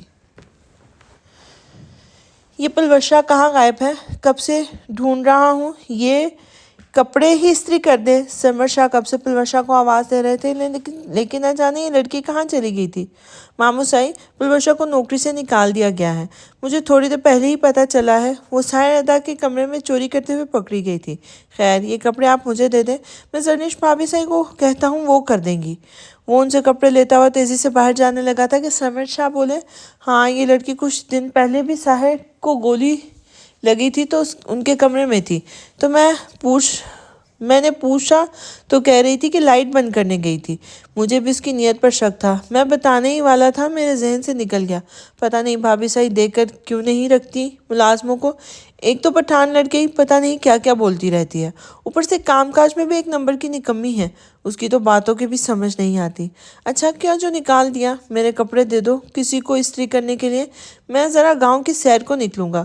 وہ اسے کہتے ہوئے پلٹ گئے تھے، جبکہ عارش سائیں کے ان کے آخری جملے پر اٹکا ہوا تھا۔ کچھ دن پہلے بھی پلوشا نے ساحر سائیں کے کمرے میں کچھ چوری کرنے کی کوشش کی تھی۔ آج تو گھر میں اچھا خاصا ہنگامہ ہوا تھا۔ یہ لڑکی دن دہاڑی چوری کرتے ہوئے پکڑی گئی تھی، اور آج بھی ایسے ہی ہوا تھا۔ جب سب لوگ نور سے ملنے دروازے تک آئے تھے تب پلوشا نے دوبارہ یہ حرکت کی تھی۔ وہ کمرے میں آیا تو زرنش کپڑے نکال چکی تھی۔ زرنش کی مسکراہٹ پر وہ بنا کچھ بولے اس کے ہاتھ تھامے ہوئے اسے بیڈ پہ بٹھاتا خود زمین پہ بیٹھ گیا تھا۔ زری، میں تم سے بات کرنا چاہتا ہوں۔ وہ ہر بات مسکان کہیں نہ کہیں سے بیچ میں آ جاتی ہے۔ میں تمہیں کچھ بھی بتا نہیں پا رہا۔ میں سب جانتی ہوں زنان سائی، یہ دنیا ادھر کی ادھر ہو جائے تب تک مجھے پورا یقین ہے کہ آپ کبھی غلط نہیں ہو سکتے، اور یہ مسکان جھوٹ بول رہی ہے، میں جانتی ہوں۔ مجھے خود سے زیادہ آپ پر یقین ہے، لیکن آپ نہیں جانتے کہ مسکان یہاں آپ کے لیے نہیں آئی، بلکہ اس کا یہاں آنے کے پیچھے کوئی اور مقصد ہے۔ کچھ دن پہلے میں نے مسکان کا فون پہ کسی سے بات کرتے ہوئے سنا ہے۔ اس نے کہا کہ اگر کسی کو شک ہو گیا تو بھی پریشان ہونے کی ضرورت نہیں ہے، وہ یہاں صرف اپنے مقصد سے آئی ہے۔ اگر کسی نے بھی اس کی حقیقت کو پکڑ لیا تو وہ حویلی سے جنازے اٹھیں گے۔ اس نے کہا ہے کہ اس کا شکار صرف ساحر ادا سائیں ہیں، اور مجھے تو لگتا ہے کہ ساحر ادا سائیں پر حملہ کروانے والی بھی وہی ہے۔ میں نے یہ بات آپ کو بتانے کی بہت کوشش کی، لیکن وہ مسکان کہیں نہ کہیں سے بیچ میں آ جاتی ہے۔ اس کا سامنے آپ سے اس طرح بات کر رہی ہوں تاکہ مجھے پتہ چل سکے کہ وہ کیا مقصد لے کے حویلی میں آئی ہے۔ پتہ نہیں اس کے ہم لوگوں کے ساتھ کیا دشمنی ہے، لیکن میں اپنے بھائی کو کچھ بھی ہوتے ہوئے دیکھ نہیں سکتی۔ اس کے ہاتھ اپنے ہاتھوں میں تھامتے بے ساختہ اس کی آنکھوں سے آنسو گرے تو سنا نے اسے تھام کر اپنے سینے سے لگا لیا تھا۔ مسکان اس گھر میں کسی مقصد سے آئی تھی، لیکن ساحر سائیں کے ساتھ اس کی کیا دشمنی تھی وہ تو سنان بھی نہیں جانتا تھا۔ وہ بھی دروازے پہ کھڑی تھی جب اسے اندر سے کہکو کی آواز سنائی دی تھی تو اس کے قدم وہیں رک گئے تھے۔ اندر سے مائک اور بین کے ہنسنے کی آوازیں آ رہی تھی۔ تو کیا اس کی ماں کو ختم کر کے اس کی موت پر جشن منا رہے تھے؟ اس کا دل کانپ رہا تھا، اسے ڈر لگ رہا تھا اپنی ماں کی زندگی کا سوچ کر۔ اسے ان لوگوں سے خوف محسوس ہو رہا تھا۔ تو کیا ان دونوں نے اپنی دھمکیاں سچ کر دکھائیں؟ کیا وہ اس کی ماں کی جان لے چکے تھے؟ وہ آہستہ آہستہ قدم اٹھاتے اندر سے آنے والے کہکو کی آواز میں ایک عورت کی آواز بھی شامل ہو چکی تھی۔ نور کو وہ زیادہ وقت نہیں لگا تھا سمجھنے میں کہ وہ اس کی ماں کی آواز تھی، اور پھر اگلے قدم کے ساتھ اس کے سامنے تھی، بالکل صحیح سلامت صوفے پہ بیٹھی، آرام سے باتیں کرتی، ہنستی، کھلکھلاتی۔ تو پھر ایکسیڈنٹ کس کا ہوا تھا؟ کون تھا موت کے منہ میں؟ ڈاکٹر نے کس کی زندگی ختم ہونے کی خبر سنائی تھی؟ تو کیا اس کے ساتھ دھوکہ ہوا تھا؟ اس دھوکے میں اس کی ماں بھی شامل تھی۔ اس کا دل چاہا وہ یہیں سے لوٹ جائے، اور وہ ایسا کر بھی گزرتی اگر اس کی ماں کی نظر دروازے کی طرف نہ اٹھتی۔ مائک، میں نے کہا تھا نا تم سے میری بیٹی آ جائے گی۔ دیکھو میری بیٹی آ گئی ہے۔ میں نے کہا تھا نا میری بیٹی مجھ سے زیادہ محبت کرتی ہے۔ دیکھو اس نے ثابت کر دیا کہ وہ مجھ سے کتنی محبت کرتی ہے۔ میری موت کی خبر سنتے ہی وہ بھاگ کر چلی آئی۔ سمراٹ تیزی سے اٹھتے ہوئے اس کے پاس آئی تھی اور اسے خود میں بھیج لیا تھا، لیکن درد سے اس محبت کا مظاہرہ بھی نہ ہو سکا تھا۔ وہ لمحے میں ان کے بازو کا ہتھار توڑتی ان سے الگ ہوئی تھی۔ یہ سب کیا ہے موم؟ آپ کا تو ایکسیڈنٹ ہوا تھا، آپ تو ہسپتال میں تھی، لیکن یہاں تو آپ بالکل صحیح سلامت ہیں۔ تو کیا مجھے بلانے کے لیے آپ لوگوں نے یہ جھوٹ بولا؟ آپ کو شرم نہیں آتی میرے ساتھ اتنا گندا کھیل کھیلتے ہوئے؟ آپ کے وجود سے مجھے الجھن ہو رہی ہے، مجھ میں ایک اور سیکنڈ یہاں نہیں رہنا چاہتی۔ وہ غصے سے کہتے ہوئے وہاں سے نکلنے ہی والی تھی کہ اسے اپنا ہاتھ سخت گرفت میں محسوس ہوا تھا، جسے چھڑواتے ہوئے اس نے اگلے لمحے مائک کے منہ پہ ایک زوردار تمانچہ لگایا تھا۔ خبردار جو مجھے چھونے کی کوشش کی، کوئی لاوارث بے سہارا تمہارے گھر پہ پڑی لڑکی نہیں ہوں جس سے تم جب چاہے چھو سکتے ہو۔ طارم شاہ کی بیوی ہوں۔ مجھے ہاتھوں کی آنکھ اٹھا کر دیکھنے والے کی آنکھیں نوچ ڈالے گا وہ۔ اگر اپنی زندگی چاہتے ہو تو دور رہو مجھ سے، ورنہ دوسرے سانس لینے کے بھی قابل نہیں بچو گے۔ وہ غصے سے پیچھے کی طرف اسے دھکا دیتی تیزی سے وہیں سے دروازے کی طرف بڑھ گئی تھی۔ وہ یہاں ایک سیکنڈ بھی نہیں رکنا چاہتی تھی۔ ان لوگوں نے اسے دھوکہ دیا تھا، اور اس دھوکے میں اس کی ماں بھی شامل تھی۔ شاید وہ اسے اتنے عرصے سے سمجھ رہی تھی کہ اس کی ماں کی زندگی خطرے میں ہے۔ یہ بھی ایک جھوٹ تھا۔ اس نے سوچ لیا تھا کہ وہ یہاں سے کیسے بھی اپنے ہاسٹل جائے گی اور وہاں سے حیدر چاچو کو فون کر کے انہیں واپس بلا لے گی۔ اس کی ماں اس کے ساتھ ایسا کرے گی اس نے کبھی بھی سوچا نہیں تھا۔ صرف دولت کے لیے لوگ کتنا گر سکتے تھے۔ ان کی بے مروتی پہ اس کی آنکھوں میں آنسو نہ تھا۔ شاید وہ یہاں اس کے پاس محبت میں نہیں ہمدردی میں آ رہی تھی۔ شاید اسے پہلے ہی پتا تھا کہ اس کی ماں اس سے زیادہ دولت اور اس مائک سے محبت کرتی ہے جس کے لیے اس کے دل میں کبھی بھی کوئی جذبات ہی نہیں تھے، اور آج اس کے دل میں بھی اس کے لیے بچے کچے جذبات مر چکے تھے۔ اس کی ماں اس وقت اسے کتنے وقت سے دھوکہ دے رہی تھی، اس سوچ ہی اس کا دل دکھانے کے لیے کافی تھی۔ سنان سائی بہت پریشان تھا۔ آخر مسکان کے آنے کے پیچھے کیا مقصد تھا؟ اس کی ساحر سائی سے کیا دشمنی تھی؟ سرنش کو تو وہ پرسکون کر کے سلا چکا تھا، لیکن مسکان کا سوچ سوچ کے اسے نیند نہیں آ رہی تھی۔ کیا اس کے ساتھ نکاح کے پیچھے ہی کوئی راز چھپا تھا؟ کیا اسے شادی کے پیچھے کی وجہ اس حویلی میں آنا تھا؟ اگر ایسا تھا وہ 3 سال تک خاموش کیوں رہی؟ اس نے کبھی اسے حویلی آنے کے لیے کیوں نہیں کہا تھا؟ سنان کو جس بات کو لے کر حیرانگی ہوئی تھی وہ یہ تھی کہ ساحر شاہ کی کسی کے ساتھ کوئی دشمنی نہیں تھی، وہ کسی سے زیادہ بات تک نہیں کرتا تھا، تو پھر ایک لڑکی اس کے گھر میں صرف اس کی جان لینے کے لیے آنا نہ صرف حیران کن تھا بلکہ زیادہ عجیب بھی تھا۔ مسکان کو 3 سالوں سے جانتا تھا، اس کے انداز سے، اس کی باتوں سے اس نے کبھی بھی ساحر کا نام نہیں سنا تھا، اور نہ ہی اس نے کبھی اسے پوچھا تھا کہ ساحر کون ہے یا ساحر نام کا انسان اس کے گھر پہ رہتا ہے۔ تو پھر ایسا کیسے ممکن تھا کہ وہ صرف ساحر شاہ کی جان لینے کے لیے اس کے گھر میں آئی ہو؟ لیکن یہ بات ماننے والی ہے کہ مسکان کے آنے سے پہلے اس کا اس طرح کا کوئی واقعہ نہیں ہوا تھا، جو ہوا تھا مسکان کے آنے کے بعد ہی ہوا تھا، اور اب اسے بھی مسکان پر شک ہو رہا تھا۔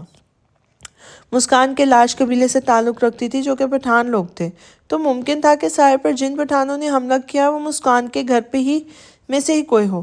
سنان کو یاد تھا کہ وہ صرف مسکان کے 2 بھائیوں کے علاوہ باپ اور چچا سے ہی ملا تھا، اور چند دن جب وہ ان کے گھر پر آیا تھا یہ 4 لوگ باری باری اس سے ملنے اور باتیں کرنے کے لیے آتے تھے۔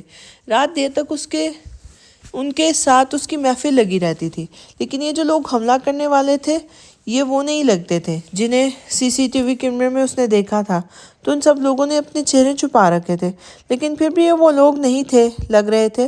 اگر یہ وہی لوگ ہوتے تو ان کی جسامت سے اندازہ لگا لیتا، لیکن یہ وہ لوگ نہیں تھے ہی نہیں، یہ تو پروفیشنل ٹرینڈ لوگ لگ رہے تھے، جیسے ان کو اس کام کے لیے ٹرین کیا گیا تھا، انہیں ہر چیز کے لیے تیار کیا گیا تھا۔